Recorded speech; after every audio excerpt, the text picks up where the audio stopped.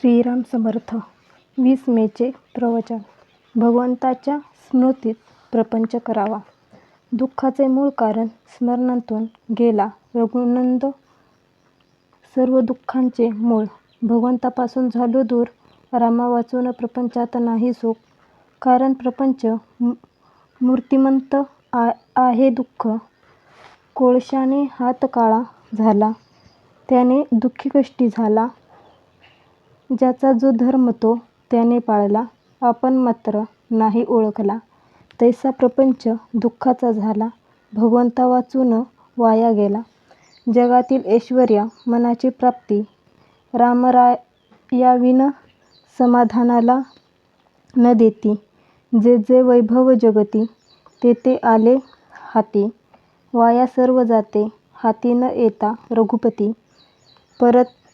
परमात्म्याचे विस्मरण, हेच बीज जाणावे मूळ कारण. काळजी, चिंता, अहंकार, भीती, तळमळ फार हा झाला त्याचाच विस्तार. तात्पर्य कडू बी पेरले, त्याचे गोड फळ नाही आले. काळजी आणि भीती भगवंताच्या विस्मृतीत जन्मती. म्हणून प्रपंचातील लाभ आणि हानी परमात्म्याला दूरच करतील दोन्ही. व्यवहार, सद्वासना, सदाचरण, लौकिक, संतती, संपत्ती, शास्त्राचे मनन, सर्व काही रामाविना वाटे शून्य. संतती, संपत्ती, लौकिकाची प्राप्ती, सर्व वैभव जरी आले हाती, तरी रामाविना आहे फजिती. प्रपंची ठेवता दक्षता, न विसंबे रघुनाथा. तोच प्रपंची सुखी जाणा. प्रपंच करावा सर्वांनी जपून, पण रामाचे स्मरण राखून. सर्वस्वी व्हावे भगवंताचे, मी माझे सोडोनी साचे. भगवंताचे होऊन राहणे, याहून दुजे काही न करणे. मी करता नव्हे, जाणून करी कर्म. त्याला बाधेना कलीचा मार्ग.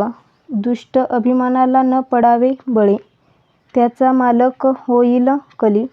कली जेथे शिरला, त्याने राम दूर केला. भगवंताचे स्मरण सांभाळून, कोणताही करावा व्यवसाय जपून. हेच प्रापंचिकास मुख्य साधन. करता मी नव्हे, करता राम, ही मनात जाणून खून. करावा व्यवहार जतन, रामा परते हित. मानी त्याचा होई घात, जोवर करता मी हे ध्यानी. तोवर मन न लागले राघव चरणी.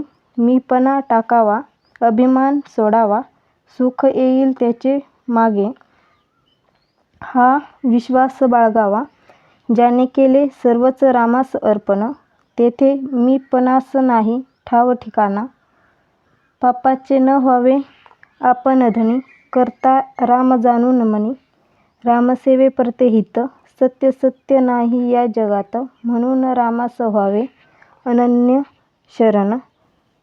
दुःख दूर व्हावयास मुख्य साधन, मनाने होऊन जावे भगवंताचे. त्याने खास केले सार्थक जन्माचे, म्हणून त्याचे भाग्य थोर जाणा. ज्याने सोडला रामा राणा, ज्याने देह केला रामास अर्पण. धन्य धन्य त्याचे जीवन. आजचा बोध. अखंड असावे भगवंताचे स्मरण, तो दूर करील दुःखाचे कारण.